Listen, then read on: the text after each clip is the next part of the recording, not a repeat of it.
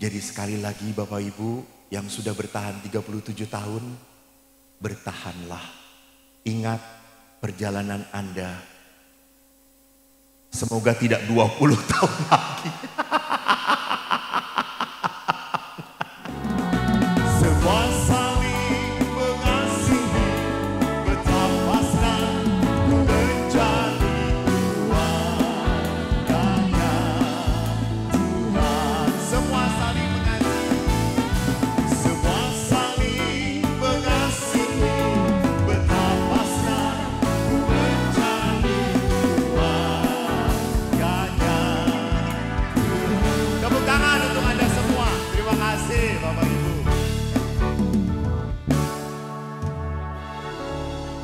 Baik, shalom Bapak Ibu semuanya.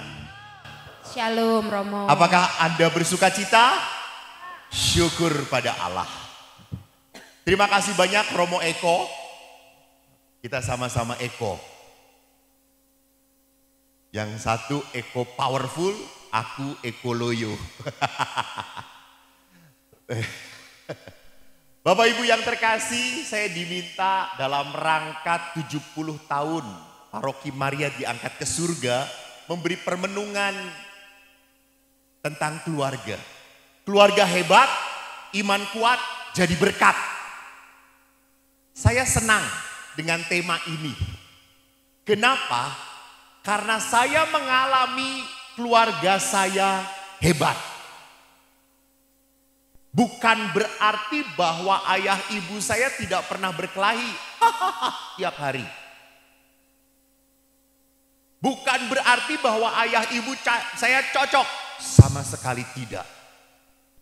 Kalau dipoto ayah dan ibu di album, saya selalu lihat ayah saya tentara, sikapnya selalu seperti ini. Ibu bidan, perawat, sikapnya selalu seperti ini.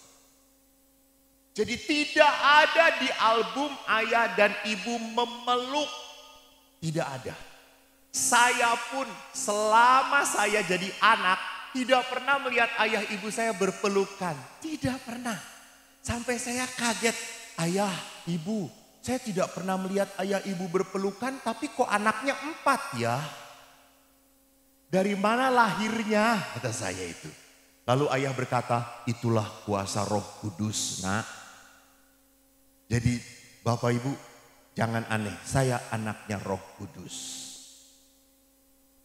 Bapak ibu saya di dalam pendidikan iman, saya tidak pernah meragukan.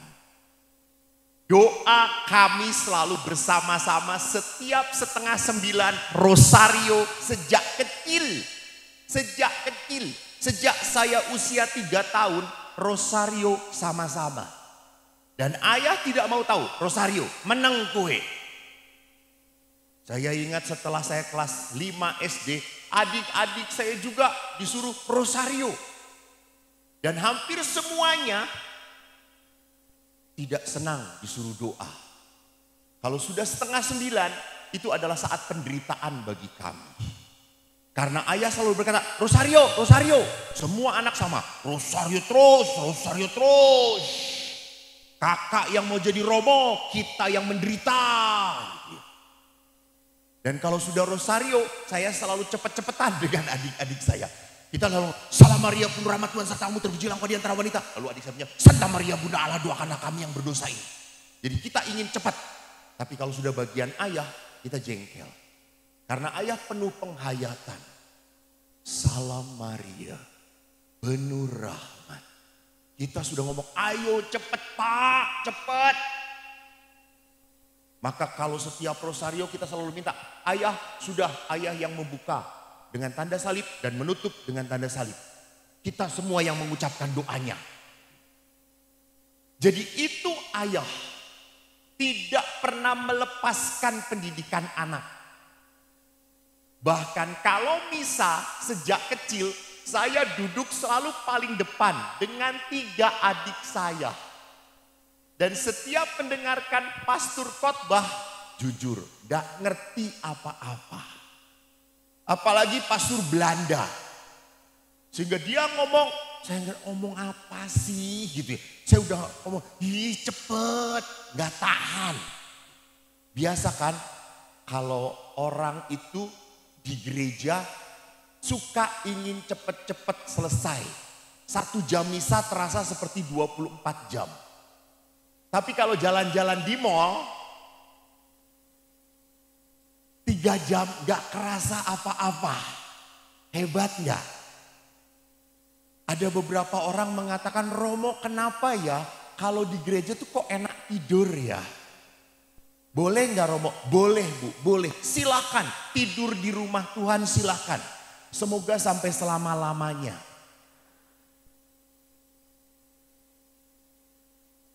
Dan walaupun saya duduk di depan, saya tidak mengerti khotbahnya Romo, bapak saya itu saya kagum. Bapak saya itu kalau mendengarkan khotbahnya Romo, saya selalu melirik bapak saya. Bagaimana sikap ayah saya? Saya selalu begini.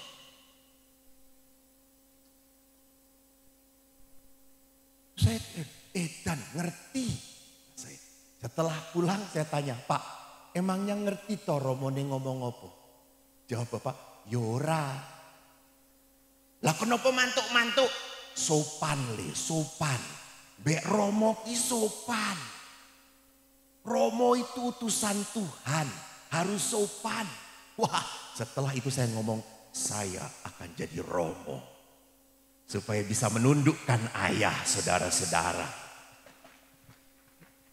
Saudara-saudara yang terkasih, yang menarik adalah apa? Kalau keluarga tidak erat, tidak selalu punya masalah, selalu punya gesekan, selalu ayah ibunya tidak nyaman, saya jamin akan gak bisa jadi berkat. Wong neng omahe wae padu terus. Bagaimana mungkin menjadi berkat? Ayah ibu saya tidak kaya, miskin, kami tidak punya yang menolong alias asisten rumah tangga, kami tidak punya. Tetapi setiap hari Minggu ayah itu selalu menggenggami saya 100 rupiah untuk apa? Kolekte. Zaman saya kecil loh, 100 rupiah. Le, kanggo kolekte, 100. Leboke. Ya Pak, ya Nora, celoko uripmu. Ini saya ingatkan pada Anda. Saya ulangi lagi ya Bapak Ibu. Saya ulangi apa yang akan dikatakan oleh ayah saya. Le iki duit 100. Leboke kanggo kolekte. Yen kowe ra kolekte celoko uripmu, celoko. Jelas Bapak Ibu? Jelas. Pesannya dimengerti bahwa malam ini kita sedang mencari dana sumbangan ya. Jangan lupa itu. Jangan cuma ketawa coy. Nah, setiap bulan saya dikasih juga uang uang saku, uang jajan 100. Jadi ada 200. Suatu hari Minggu saya tuh tiba-tiba di tengah misa ingin pipis. Lalu Pak aku ingin pipis Pak. Oh ini tahan, ora iso iki wis metu sithik-sithik. Yo wes, metu kono. Saya lari ke WC. Pas di WC saudara-saudara saya pakai sleting, uang 100 receh itu jatuh nyemplung ke lubang WC. Tak kodok raono. Lalu ya Tuhan 100 untuk kolekte, 100 untuk jajan. Lalu pas kolekte saya ngomong Tuhan yang jatuh itu uang kolekte. Ini uang jajan gitu ya. Jadi maaf ya saya enggak kolekte dulu. Bapak Ibu apa yang terjadi dengan hidup saya setelah itu? Saya ketabrak becak. Mengerti? Bisa dimengerti? Apa kata-kata ayah? Jadi orang yang bisa memberkati adalah orang yang apa? Orang yang hidup di dalam keluarganya, hidup di dalam kebersamaannya penuh damai. Maka sekarang mari kita lihat. Saya ini harus menghadap kemana? Supaya slide-nya kelihatan. Di sana. Mana yang harus? Apakah harus merubah Tuhan? Betul baik. Keluarga hebat, iman jadi kuat. Bapak Ibu, mari kita lihat apa yang dikatakan oleh gereja tentang perkawinan, tentang hidup berkeluarga. Di dalam kanon 1055, hakikat perkawinan adalah apa? Perjanjian perkawinan dengan mana pria dan wanita. Nah ini ya, pria dan wanita. Sampai kapanpun gereja tidak pernah memberkati sesama jenis. Antar mereka ada kebersamaan seluruh hidup. Dan sifatnya adalah apa? Bagi kesejahteraan, bagi kelahiran dan pendidikan anak. Di mana oleh Kristus Tuhan perkawinan antara orang-orang yang dibaptis diangkat menjadi martabat sakramen. Nah, gereja tuh punya iman. Kalau engkau menikah dan dinikahkan di gereja atas kehendak Allah, jangan takut, berkat Tuhan mengalir padamu. Percayalah. Saya sedih, beberapa orang muda sekarang takut menikah. Karena takutnya mereka sudah ngomong kepada pastor, "Pastor, boleh enggak ya kalau menikah harta terpisah?" Lalu saya tanya, maksudnya apa? Ya, istri bawa apa, suami bawa apa, ada tulisan jelas. Untuk apa? Loh, nanti kalau ada sesuatu, Romo, kalau nanti pisah kan jelas. Oh, ini dulu kamu bawa, ini saya bawa, udah pembagiannya jelas. Saya langsung melotot dan berkata, "Nak, kalau kamu mau menikah dan kamu takut nanti cerai, jangan nikah." Seorang beriman tidak pernah boleh melangkahkan kehidupan dalam keraguan. Seorang beriman harus melangkah dalam Tuhan, bukan dalam keraguan. Ada yang mau nikah selalu ngomong, "Romo, nanti jangan-jangan suami saya tergoda." Kalau istrinya merawat baik-baik dan benar, gak akan tergoda si borokokok itu. Tapi kalau tidak dirawat, ya tergoda. Memang, Bapak Ibu ingat bahwa kehidupan itu berat. Kita sudah lemah sebagai manusia. Dan tidak hanya lemah, godaan itu semakin banyak sekarang itu. Lihat kan zaman dahulu tuh zamannya Sampek Engtai. Orang menikah tuh kagak ada namanya pacaran. Dung dung cret, dung gobret. Buka selayar, elo teman gue. Baru ketemu langsung nikah, selesai. Dan bertahan sampai mati. Sekarang perkawinannya, pacarannya 7 tahun.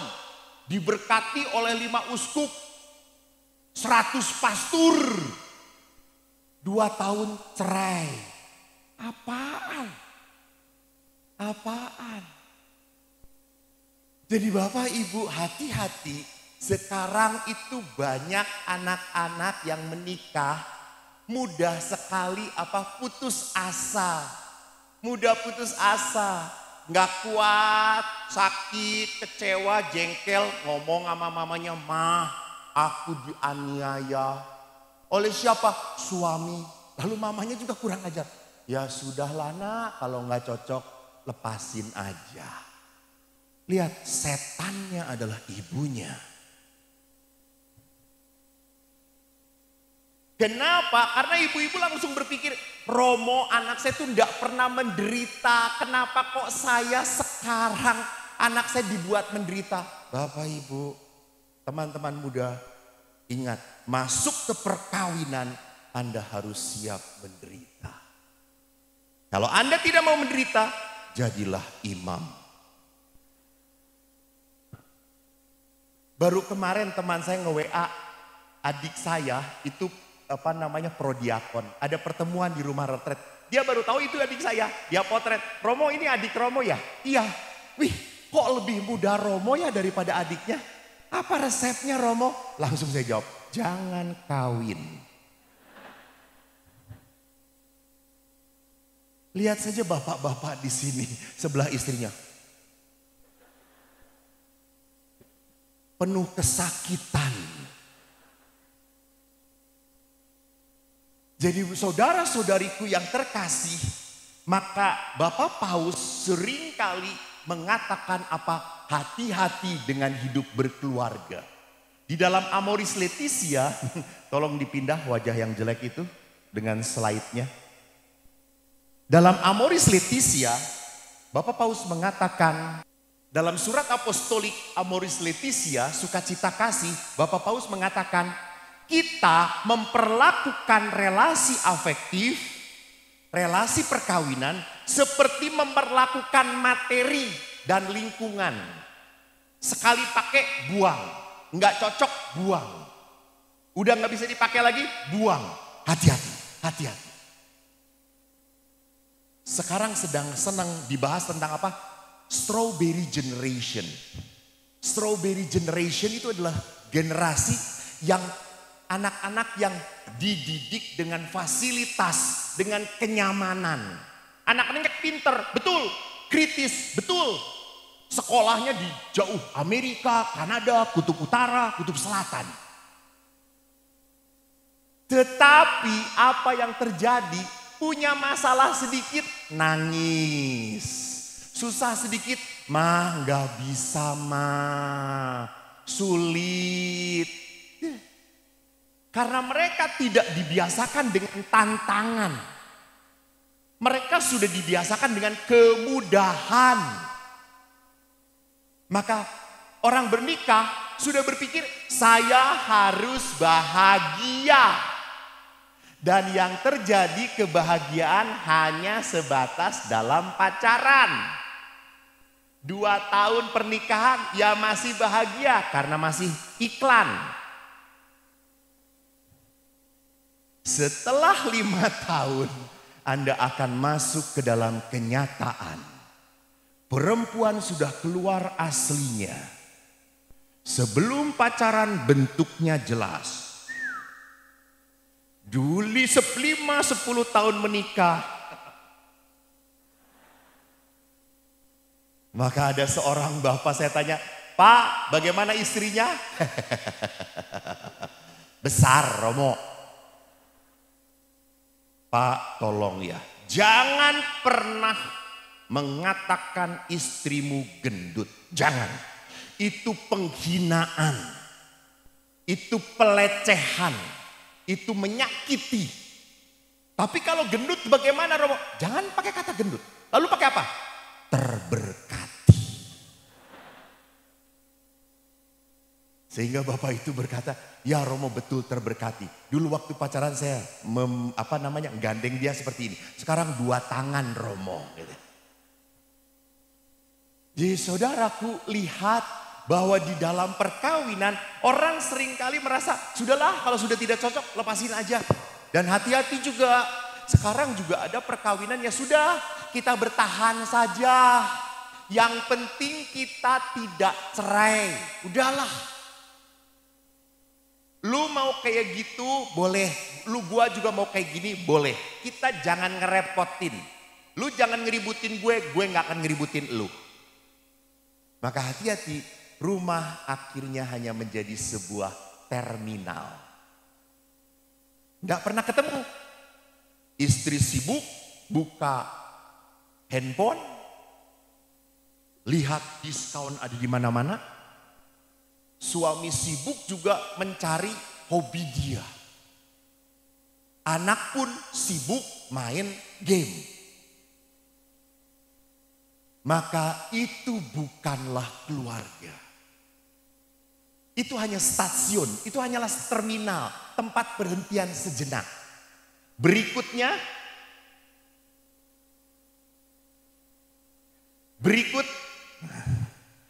ora muni naksnek capek sendiri cangkem gue. Yang kedua, Bapak Paus mengatakan dalam artikel yang ke-50, Karena tuntutan ekonomi membuat para anggota keluarga tidak akrab, kurang berkomunikasi. Akhirnya apa? Bahwa suami istri sudah jarang ngomong lagi.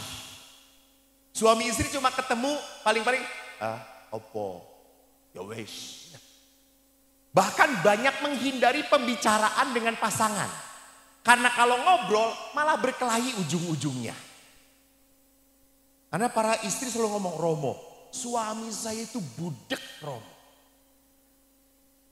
Ibu-ibu, bapak-bapak jangan lupa, ada sebuah penelitian. Dan saya percaya penelitian itu benar.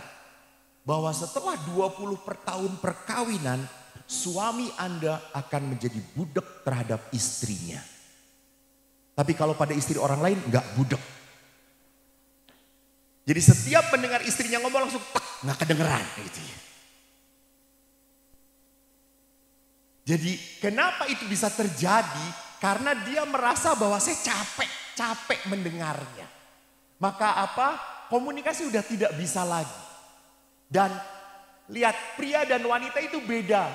Pria itu kalau punya masalah meneng, diem dia. Dia mikir. Tapi kalau wanita punya masalah, bagaimana Bu? Ngomong, seluruh Malang akan tahu ibu ini punya masalah apa. Dan kalau wanita itu kumpul, hei Bapak Ibu, wanita itu kalau ngobrol ndak pernah kehabisan tema. Ya, semua diomongin. Coba kalau laki-laki ngomong, saya itu di pasturan, 3 pastur. Saya hiperaktif alias autis. 2 pastur saya itu pendiam. Saya cerita, dia cuma, oh. Saya cerita lagi, oh. Saya cerita panjang, mereka cuma, udah yuk kita tutup. Mereka males, gak punya. Ngapain harus ngomong, ngapain harus ngobrol. Kecuali kalau ngobrolnya dengan orang-orang yang menyenangkan. Lihat, kalau dengan teman-teman yang sehobi. Main gaple, main golf, main motor. Pada saat satu hobi, mereka akan nyambung. Tapi kalau perempuan, tidak ada hobi pun bisa nyambung. Semua ngobrol. Saya tinggal di Biara Pratista. Biara kami laki semua. Tenang sekali Bapak Ibu. Suatu hari kehadiran 3 encim-encim. Seperti ada sebuah demo. Ribut sekali. Mereka ngomong. Maka istilah saya adalah apa? Di mana 2 atau 3 wanita berkumpul, Yesus pergi dari situ. Karena Yesus tahu pasti gak akan didengerin gitu ya. Nah lihat, bagaimana bisa mau berkomunikasi. Istrinya ngomong, suami neng plongo gitu. Istrinya ngomong tuh Pak, ngomong. Wesh. Jadi kalau kita bisa lihat komunikasi berkurang toh karena apa? Semua pasangan suami istri, anak-anak punya kesibukannya masing-masing. Tetapi tidak punya keasikan bersama-sama. Ini menyedihkan. Kamu sibuk, saya sibuk. Tetapi kita tidak punya keasikan bersama-sama. Yang ketiga, next. Berikutnya. Bapak Ibu ingat, walaupun wes ijo. Berikutnya, keluarga tidak dapat digantikan oleh hidup bersama apapun. Saudara Bapak Paus mengingatkan, Anda punya teman, betul. Anda punya hobi, betul. Anda punya teman-teman dekat, hopeng Anda, boleh. Tetapi keluarga bukan hopeng. Keluarga bukan sahabat. Keluarga adalah segala-galanya. Coba Bapak Ibu, mari kita renungkan. Bayangkan. Lebih berat mana dalam hati ditinggalkan mati oleh pasangan hidup atau oleh orang tua Anda? Hampir semua mengatakan ditinggal mati oleh pasangan. Itu berat. Sedangkan ditinggalkan oleh orang tua, ya saya sakit, ya saya kecewa. Tetapi tidak seberat pada saat saya ditinggalkan oleh pasangan. Jadi Bapak Ibu yang terkasih, lihat. Walaupun Anda selalu merasa kok tidak cocok ya, kok tidak damai ya. Tapi bukan berarti harus dilepaskan. Lanjut.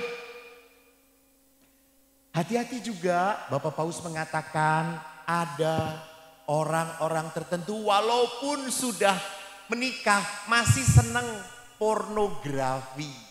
Masih senang apa yang namanya pendewaan tubuh dan kenikmatan. Bapak maaf ya Ibu, rupanya godaan terbesar iblis, halo, iblis menggoda pasangan suami istri dengan cara pintar sekali. Bagaimana iblis menggodanya? Iblis membuat pasangan suami istri tidak mau lagi berhubungan kelamin dengan pasangannya. Beberapa bapak langsung dengerin tuh. Iblis tuh tidak mau. Sehingga terlalu banyak alasan untuk menghindari. Padahal Bapak Ibu jangan lupa hubungan seksualitas adalah super glue. Anda tahu super glue? Super guki lem.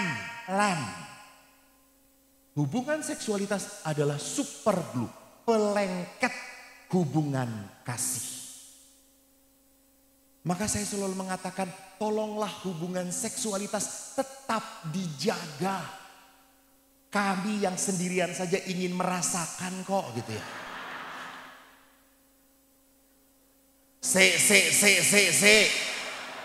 Anda itu langsung menghakimi gitu ya.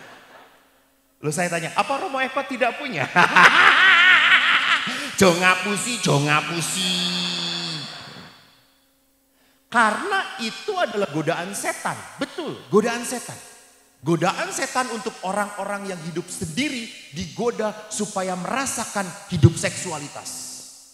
Tetapi justru orang-orang yang menikah berusaha untuk apa? Tidak mau berhubungan dengan pasangan lagi. Sudah mengatakan cukuplah Romo. Kita udah punya anak. Kita sudah tua. Ngapain gitu-gituan lagi?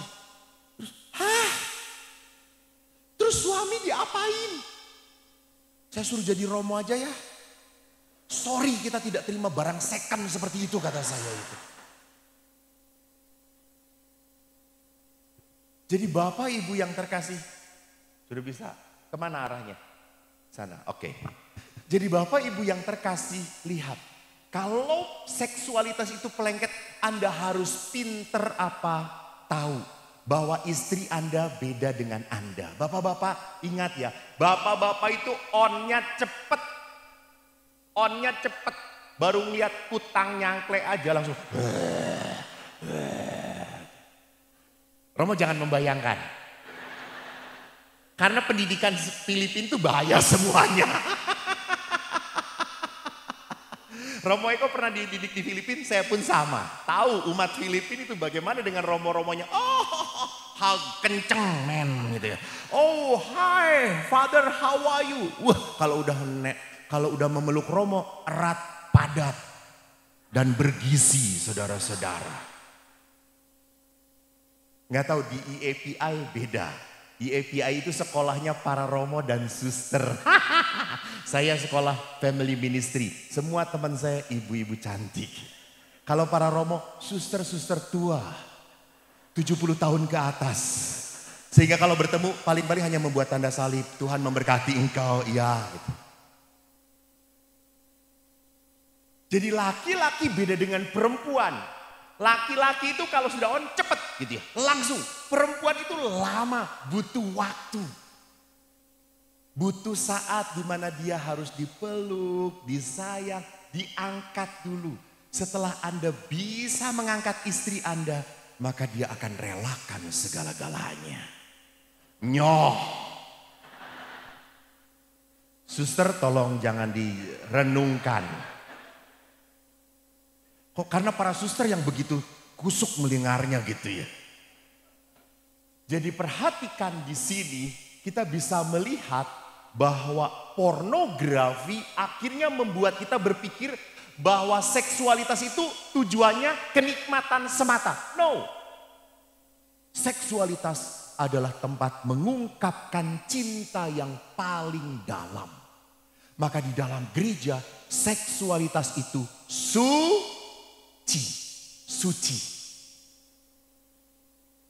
Jangan ditafsirkan karena seksualitas suci, maka sebelum melakukan Anda rosario dahulu. Apalagi jalan salib ya Pak Tigor.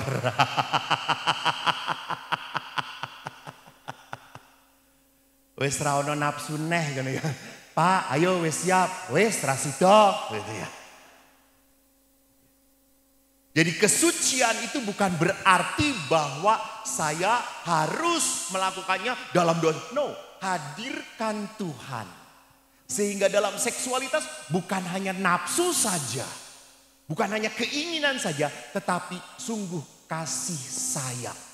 Saya menyayangi engkau. Saya menghormati engkau. Dan dalam pornografi tidak ada. Mas, kenapa harus di depan memperlihatkan dengan saya? Dan di dalam pornografi tidak ada yang namanya penghargaan. Next kita akan lihat bagaimana akhirnya tidak hanya pornografi tetapi juga kekerasan dalam keluarga terjadi. Pernah saya ditanya, Romo, kalau suami istri sudah diberkati secara Katolik, sakramen tidak bisa diputuskan. Tapi ada kekerasan, istri dipukuli. Apa kata-kata Romo? Kata-kata saya, bertahan. Mati dia. Ingat, gereja selalu mengatakan pada saat ada kekerasan, gereja selalu minta untuk perpisahan sementara. Perpisahan sementara, bukan perceraian. Perpisahan sementara itu untuk mengambil jarak supaya orang bisa berdamai, merenung, mengampuni. Jadi tidak ada yang namanya perceraian. Tidak. Jadi jangan pernah berpikir, saya pernah sedih. Ada seorang ibu berkata setelah 15 tahun perkawinan, dia langsung berkata, Romo, setelah 15 tahun perkawinan, saya baru sadar saya salah memilih pasangan hidup. Terus saya tanya, hah? Salah bu? Iya. Anaknya berapa? 3 Romo. Salah kok 3 kata saya itu. Itu menikmati namanya. Jadi kita bukan salah. Allah tidak pernah salah. Kita tidak pernah merawat perkawinan. Bapak Ibu, saya akan perlihatkan ada sebuah kasus yang menarik. Next. Ya, kita lihat, Bapak Ibu perhatikan di sini.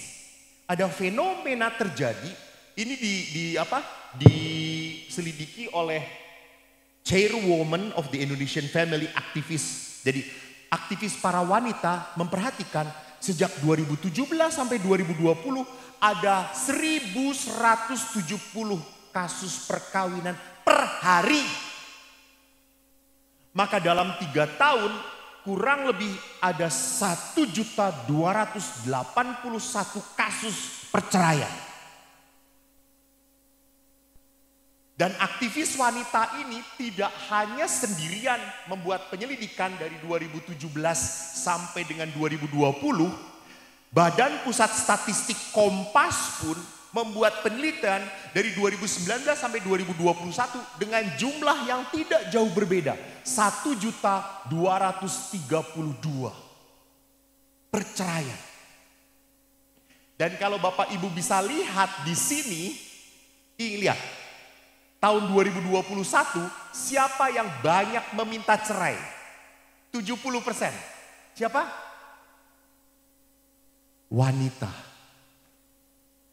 Dan siap 30% pria. Jadi yang menuntut cerai kebanyakan wanita. Kenapa? Karena wanita selalu berpikir perkawinan kita tuh ndak beres, Pak. Perkawinan kita tuh ada yang harus dibenerin. Saya kalau tanya kepada para suami, Pak, bagaimana perkawinannya? Oh, biasa aja Romo, seperti yang lain. Begitu-begitu saja. Tapi langsung saya tanya istrinya, Bu, bagaimana perkawinannya? Langsung dredet litani penderitaan.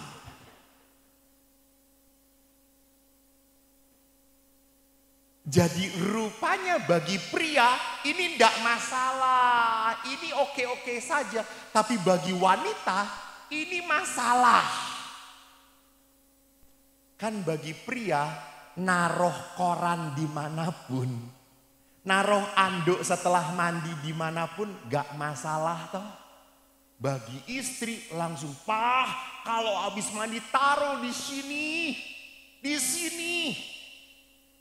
20 tahun perkawinan gak pernah bisa naruh anduk kamu ini. Lihat, ribut.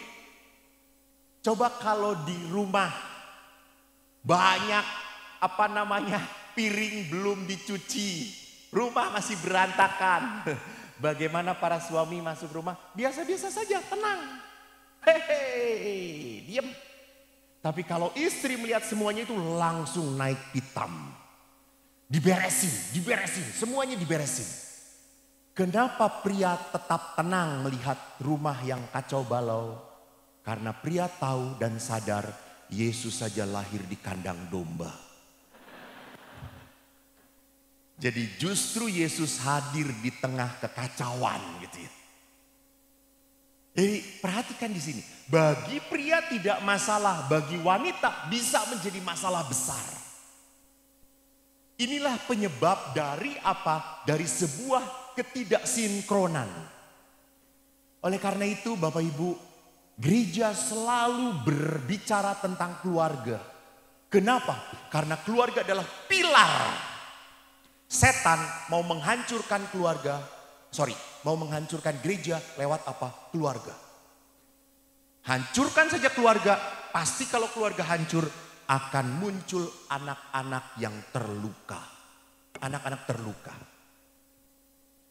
Saudaraku, saya 25 tahun di rumah retret, 6 tahun saya pergi paroki. Agustus ini saya pindah lagi ke rumah retret. Saya kalau di rumah retret, maaf, banyak menghadapi anak-anak terluka. Mereka cerita, mohon maaf Bapak Ibu. Dan banyak yang konsultasi pada saya, anak-anak yang merasa tidak diperhatikan adalah anak-anak aktivis gereja. Anak-anak aktivis. Mereka selalu ngomong, Romo, papa mama punya waktu untuk pelayanan. Tapi gak pernah punya waktu untuk aku. Saya suka sedih sekali. Bahkan beberapa anak begitu menyedihkannya. Saya pas retret beres-beres seperti itu, barang-barang saya. Tiba-tiba seorang anak perempuan kelas 5 loncat ke punggung saya. Romo, aku minta digendong ya Romo. Ya, kenapa? Sejak kecil papa pergi, aku gak kenal papaku. Aku belum pernah merasakan digendong oleh papa. Oleh Romo boleh ya? Ya boleh. Asal jangan mamamu ya. Kenapa Romo? Aku nanti ketagihan. Lihat, begitu menyedihkan. Bahkan ada seorang anak, satu kasus yang begitu menyakitkan sekali. Pada saat saya cerita tentang luka saya kepada ayah. Luka saya kepada ayah. Tiba-tiba seorang anak SMP kelas 3 lari keluar. Dan teriak di kamar mandi. Kencang sekali. Dan habis teriak, saya datang ke anak itu. Lalu saya pegang, nak, kenapa?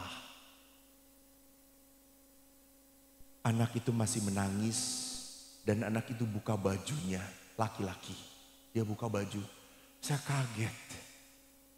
Banyak bekas sunutan rokok di badannya. Kata saya, "Oi, siapa yang melakukan itu?" Dan dia ngomong, "Mama."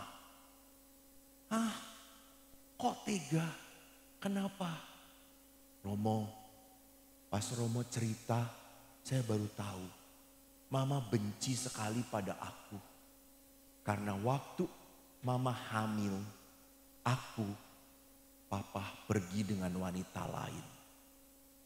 Dan waktu saya lahir, mama selalu teriak, "Wajah kamu tuh pas seperti papa kamu."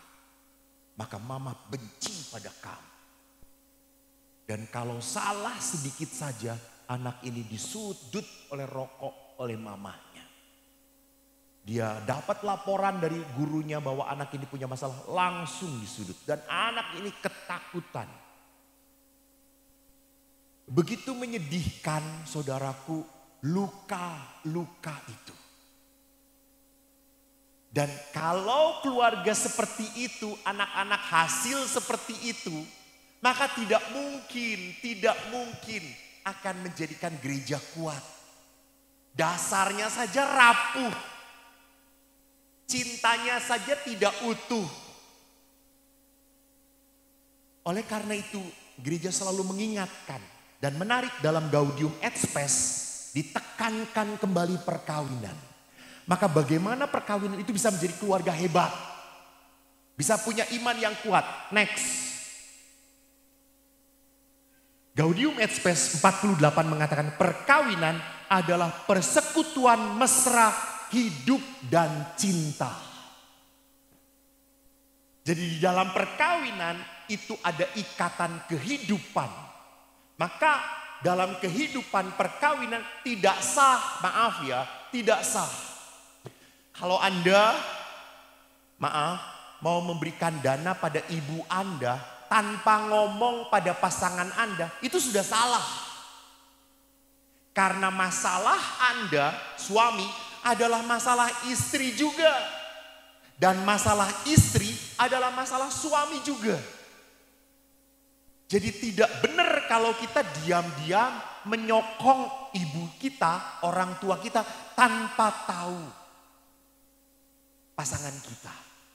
Itu sudah tidak ada persekutuan hidup. Itu sudah tidak ada kebersamaan hidup.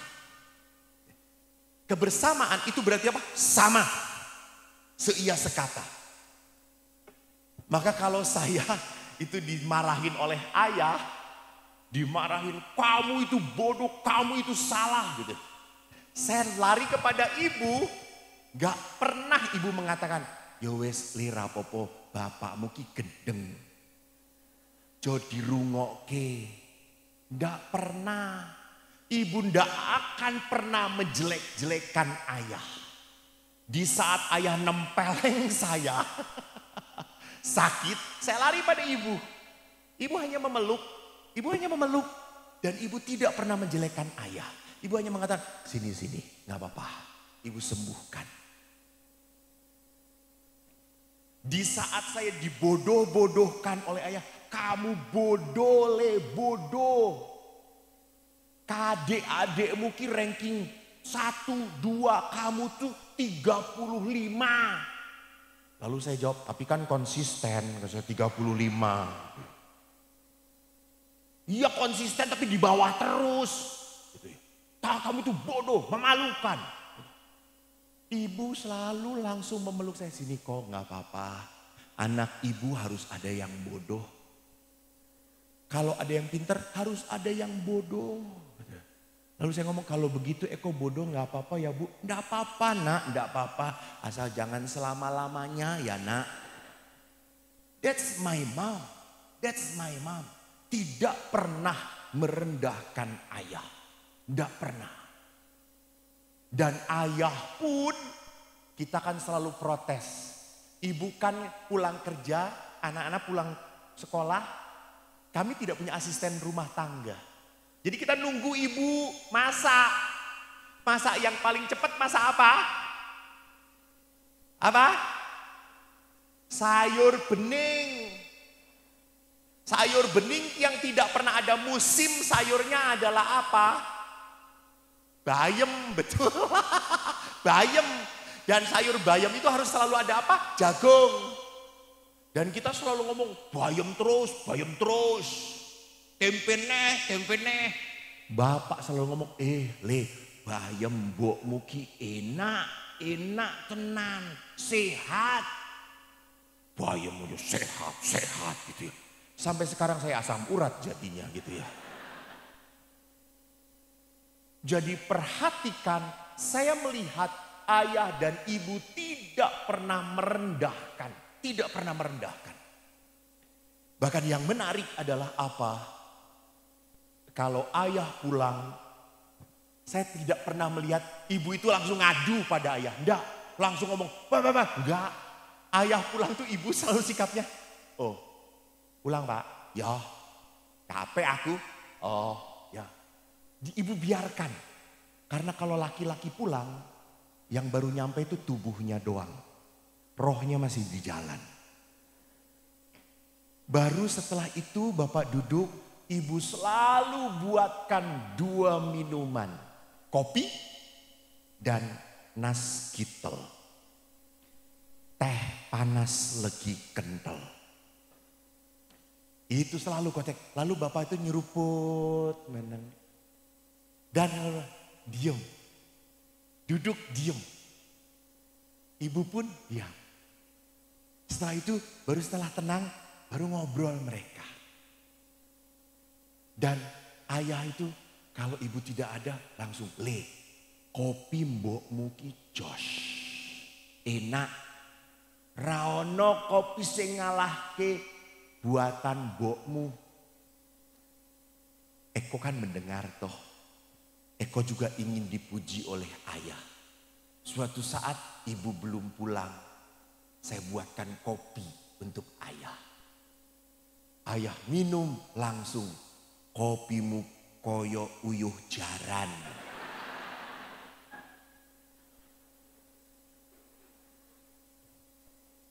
Raina.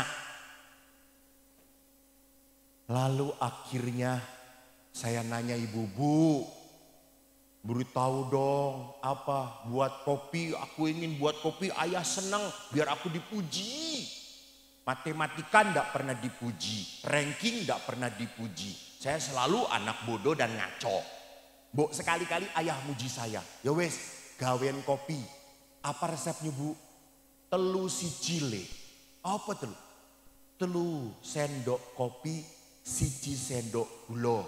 Iku bapakmu ki senenge koyo ngono. Wah, saya diam-diam, saya buatkan. Saya buatkan, Pak, kopi. Apa nih? Kopi Pak. Enak, ini pasti enak. Saya enggak cerita ini resep ibu. Lalu diminum, ayah berkata, podo ra enak. Cuer koyo ngene. Koyo uyuh. Saya protes pada ibu. Bu, katanya 3-1. Tapi kok aku buat gak enak. Langsung ibu berkata, yen aku nggawe tambahi itu sithik ngono. Saudara-saudara orang Jawa tahu toh, air ludah itu adalah apa? Jampi-jampi supaya lengket gitu ya. Jadi dikasih itu, tuh gitu. Bapak tidak pernah tertarik pada wanita manapun gitu ya. Jelas Bu? Jadi nanti lagi kalau buatkan sesuatu, kasih air ludah sedikit gitu ya. Gitu ya. Loh, ludah ibu itu mujarab. Saya jatuh, datang ke ibu, Bu jatuh, buluh, wish. Benjot, wish. Sekarang sayang ibu saya sudah meninggal dan air ludah itu tidak kutemukan di apotik manapun. Bapak ibu lihatlah rupanya apa yang membuat perkawinan itu menjadi hebat. Karena saling menghargai. Bukannya saling melecehkan pasangan. Wajah Anda sudah tidak jelas semuanya. Antara hidup dan mati. Saya break dahulu. Terima kasih, Tuhan memberkati. Saudara-saudari yang terkasih, tadi kalau kita sudah melihat bahwa perkawinan adalah sebuah perjalanan yang tidak mudah. Perkawinan adalah sebuah perjalanan yang effortful, menuntut usaha keras dari dua-duanya. Mari kita lihat apa yang dikatakan oleh gereja di dalam Kejadian. Di dalam kitab Kejadian bisa dilihatkan di dalam screen. Nah ini oke. Di dalam kitab Kejadian bab 2 ayat 18 dikatakan begini. Tuhan Allah berfirman, tidak baik kalau manusia itu seorang diri saja. Jadi rupanya Tuhan Allah itu memikirkan manusia. Jadi Allah itu tidak hanya menciptakan manusia, tetapi Allah pun memelihara manusia. Dan bahkan Yesus di dalam Injil Matius jelas sekali mengatakan apa? Apa yang dipersatukan Allah. Jadi perkawinan itu adalah karya Tuhan. Karya Tuhan. Kalau Anda sampai mengkhianati pasangan Anda, itu berarti apa? Anda menyakiti Tuhan. Dan di dalam kitab suci dikatakan juga, manusia tidak baik seorang diri dan aku akan menjadikan penolong baginya yang sepadan dengan dia. Jadi Tuhan Allah tahu bahwa kebaikan itu hanya bisa terjadi kalau yang hadir itu penolong. Bukan yang membuat repot. Penolong. Saya sering kali terharu pada saat melihat sosok ayah. Namun kekaguman saya muncul setelah saya berdamai dengan ayah. Saya mulai kagum lagi dengan ayah. Saya mulai lagi bangga dengan ayah pada saat saya sudah bisa memaafkan ayah. Nanti di dalam proses kedua saya akan berbicara. Tetapi salah satu kekaguman ayah adalah ayah tidak pernah tega melihat ibu repot sendiri. Dah.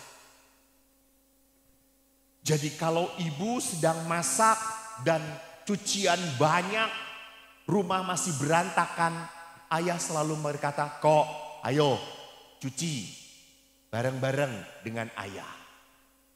Sama-sama kita bereskan. Jangan enak melihat ibumu capek sendiri, kita juga harus bantu ibu." Jadi ayah tidak pernah mau ayah diam, duduk dan ibu bekerja. Enggak. Anda ingat toh dalam kisah saya, kalau sudah di tanggal 20 itu adalah tanggal yang rawan. Karena uang gaji itu udah mulai habis. Maka kalau udah tanggal 20 ke tanggal 31 yang suruh ke warung itu Eko. Selalu, "Kok neng warung. Tumbas napa Bu? Tuku iki. Artonipun pundi Bu? Ngutang sik le. Ngutang." Sehingga saya kalau ke warung itu, mbah yang punya warung itu selalu berkata, "Ngutang neh yo le." "Nggih mbah, kok ngutang terus?" Dan ibu pinter, kalau ngutang saya yang dimajukan ke depan. Maka saya itu dari dulu rupanya diciptakan oleh Allah untuk menjadi romo pencari dana. Karena wajah saya itu wajah kasihan gitu ya. Orang kayak gini kasihan banget sih gitu. Saya juga kalau mbah, utang mbah, ayo mbah. Gitu. Lalu ya wes, rapopo, ki.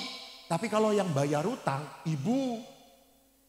Lalu setelah saya jadi romo, saya datang ke warung itu lagi. Lalu si mbahnya masih hidup hebat gitu. Lalu arep utang nele. Oh, aku wis dadi Romo tak tuku iki warung kata saya. Duit po, oh sultan saiki kata saya itu. Jadi kita selalu di dalam keluarga, ayo bekerja bersama.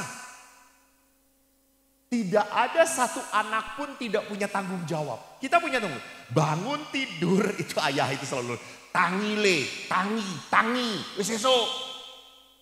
Dan saya tahu kalau udah bangun tidur, apa yang harus saya lakukan? Saya langsung nyapu, ngepel, dan mensikat sepatu tentaranya ayah. Itu tugas pagi saya. Dan kelap sepeda. Setiap hari kami punya tugas. Dan rumah berjalan supaya apa? Supaya kita bisa merasakan apa artinya tanggung jawab. Apa artinya menjadi penolong. Apa artinya supaya kita merasakan apa artinya kita punya keluarga. Dan penolong itu dituntut oleh Tuhan. Penolong yang sepadan itu dituntut oleh Tuhan untuk apa? Next, lihat di sini. Untuk hal yang paling berat, yaitu pengampunan.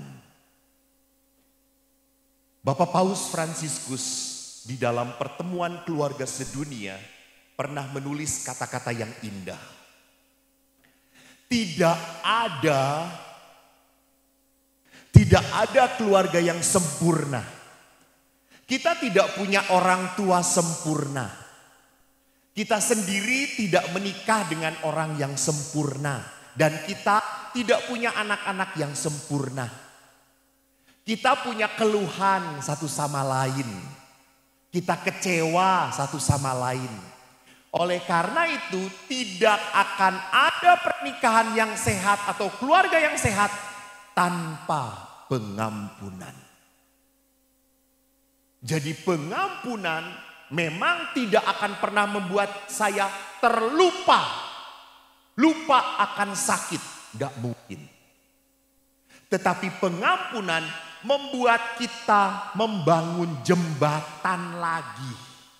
Supaya bisa berkomunikasi lagi. Jadi pengampunan itu membuat kita supaya tidak ada tembok. Jadi luka itu membuat kita tembok. Tetapi pengampunan itu kita membuat jembatan. Saudaraku, walaupun Anda mungkin pernah mendengar kisah luka kehidupan saya terluka, sangat terluka oleh ayah. Ayah saya keras, ayah saya kasar, ayah saya memukul. Tadi saya ditanya oleh seorang bapak, apakah Romo, ya saya tahu 1 menit lagi.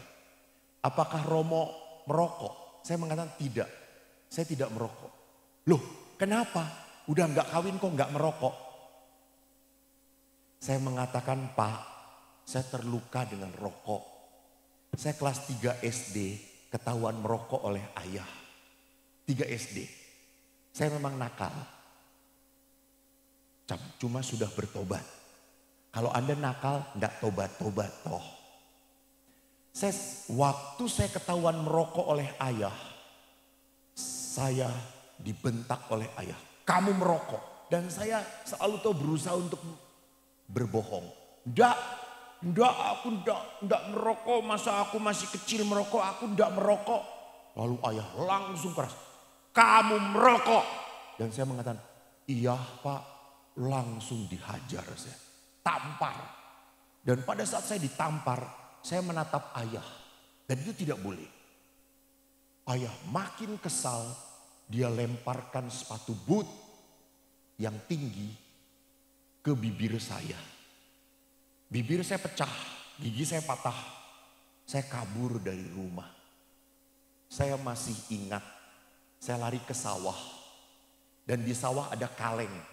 Saya gambarkan itu ayah saya. Saya tendangin kaleng itu. Nih ayah nanti kalau Eko udah besar diginiin.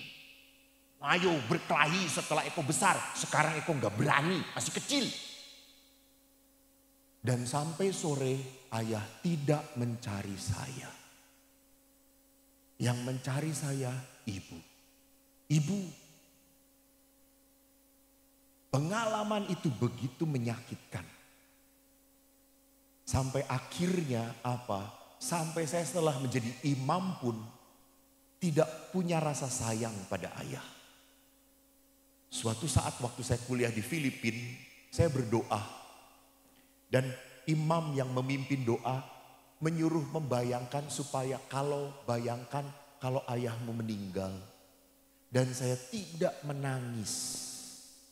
Setitik air mata pun tidak ada. Bahkan saya berkata, ya udah selamat jalan ayah. Tugas kamu sudah selesai. Tapi pada saat saya membayangkan ibu, saya menangis. Saya dekat sekali dengan ibu. Saya nggak kuat. Saya nggak tahan. Ibu adalah sungguh wanita yang paling menyayangi saya. Menerima saya apa adanya. Ayah tidak. Ayah lebih bangga dan sayang pada 3 adik saya. Maka waktu saya jadi pastor, saya ziarah ke Israel ataupun ke Roma, saya cari liontin yang paling mahal untuk ibu. $500 pun saya beli liontin untuk ibu. Saya diberi hadiah oleh umat, Romo inti untuk oleh-oleh. Saya belikan semuanya untuk liontin. 1 liontin $500. Saya pulang, saya senang sekali. Bu, ini liontin untuk ibu. Dan ibu senang sekali. Ibu pakai sampai ibu meninggal. Ibu senang. Dan waktu saya kasih kepada ibu, piro le? $500. Larang le, rapopo bu. Kanggo ibu rapopo. Lalu bapak datang tiba-tiba. Kanggo aku apa? Rosario pak Rosario. Piroki, $1.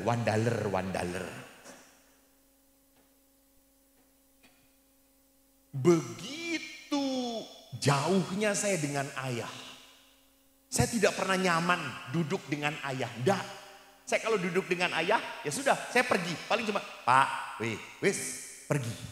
Saya enggak pernah ngobrol. Enggak pernah ngobrol.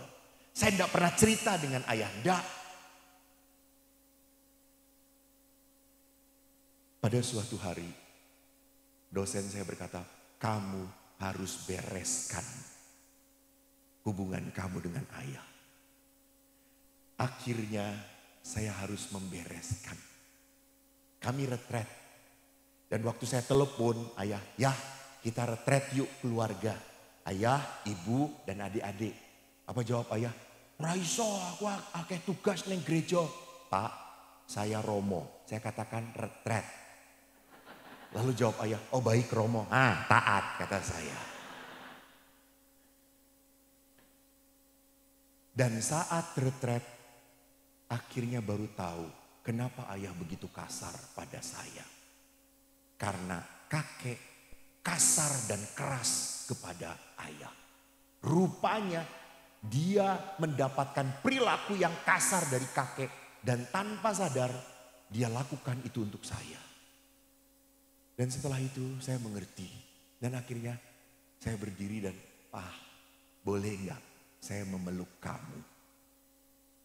Dan saya peluk ayah sampai begitu lama. Dan ayah menangis. Dan ayah berkata, ini pelukan yang indah ya kok. Ya Pak, terima kasih. Saya belum pernah dipeluk oleh ayah loh. Sekarang saya baru sadar, saya punya ayah. Dan Bapak Ibu, seluruh luka saya tidak saya lupakan. Tetapi setelah pelukan itu, saya begitu dekat dengan ayah. Sekarang apapun ayah ngobrol dengan saya. Bahkan ayah konsultasi dengan saya. Sampai akhirnya tumben konsultasi mbak aku. Jarene bodoh. Dan ayah berkata, kowe mbien bodoh saiki sithik pinter. Dan kemarin lucu lagi, ayah saya sudah tua 79 tahun, budek, dua-duanya ompong giginya. Lalu dia mengeluh pada saya, kok aku ki saiki ra krungu apa-apa yen ning gereja Romo khotbah apa-apa ra ngerti apa-apa. Terus saya tanya, isih manggut-manggut ora? Isih. Ra krungu ya manggut-manggut aku. Terus saya tanya, terus piye? Aku tuku hearing aids, alat bantu dengar. Terus piro? Wah, larang kok. 18 yuta. Wah, larang teman Pak. Iya, loro. Kanan kiri. Oh, saya pikir cuma 5 yuta. Yang 5 yuta iki kanggo tuku iki mbek untuku. Tuku untu palsu. Saiki ra iso tuku untu. Terus saya berkata, "Ya sudah Pak, ayo Eko belikan." "Oh iya? Kowe tuku arep tukok nek aku untu palsu?" "Ya Pak, kita cari gigi palsu yang second," kata saya itu. Lalu ayah berkaget ayah itu. Second, apa ono? Ono, sing mati kan ora dinggo untune. Lalu ayah berkata, "Kamu dulu saya sakiti, sekarang kamu menyakiti aku ya." Jadi lihat, pada saat kita sudah bisa mengampuni, apa yang terjadi? Kita membangun jembatan kembali. Jadi pengampunan itu bukan masalahnya mampu atau tidak. Nggak akan mampu, mampus yang ada. Nggak bisa. Apalagi yang menyakitkan adalah orang yang Anda sayang.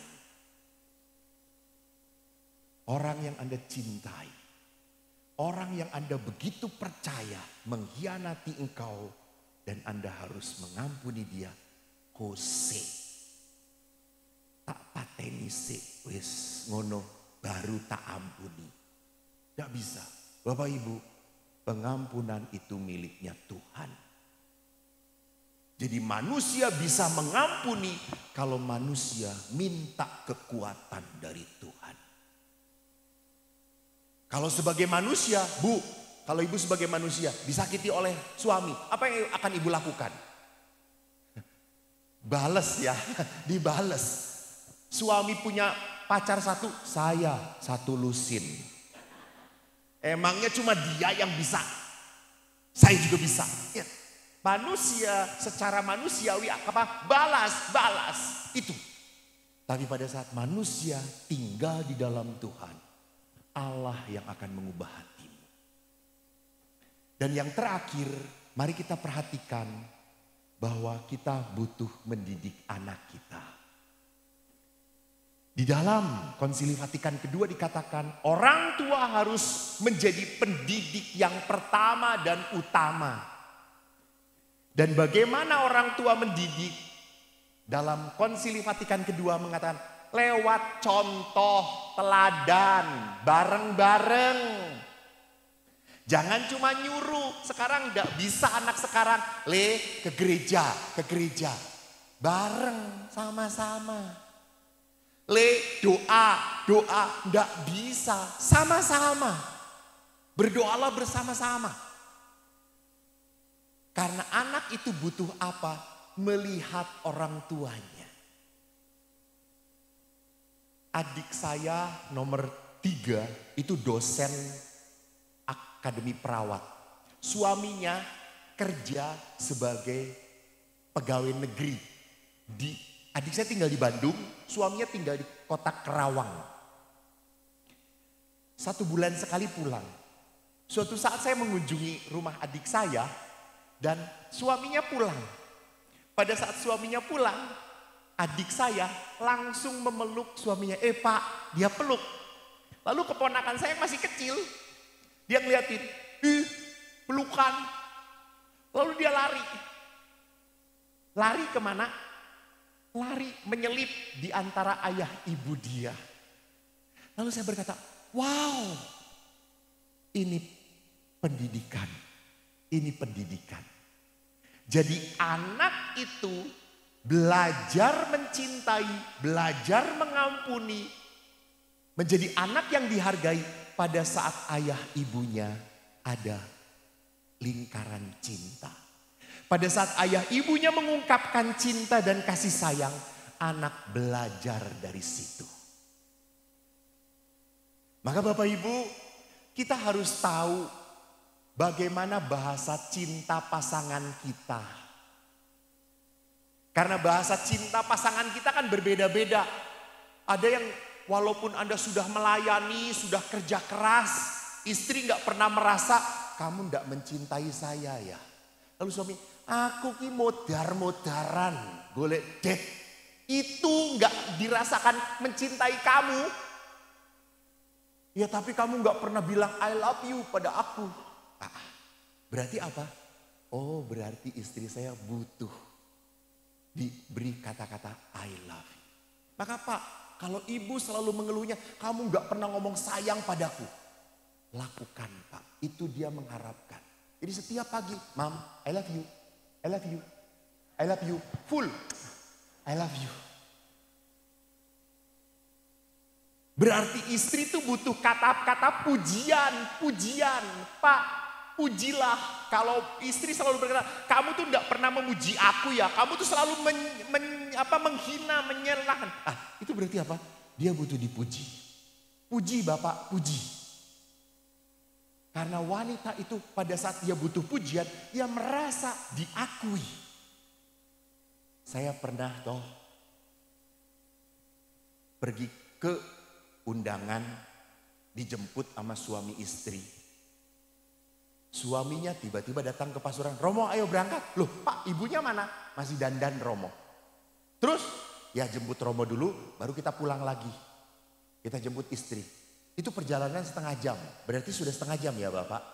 Balik lagi ke rumahnya, berarti berapa? 1 jam. Sampai sana saya tanya, Pak mana istri? Belum selesai Romo. Lalu suaminya berkata, Mah Romo sudah ada. Apa istri itu berkata, suruh tunggu sebentar. Ya Allah Pak, gitu ya.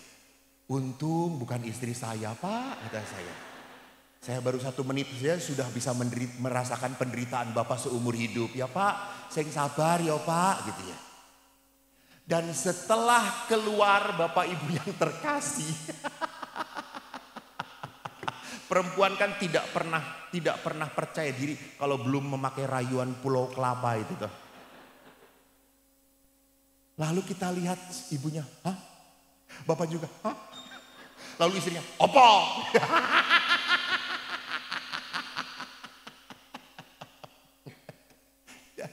Bapak Ibu, tolong Pak, puji istri bukan berdasarkan realitas.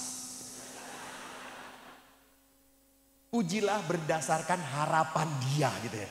Mom, beautiful, beautiful.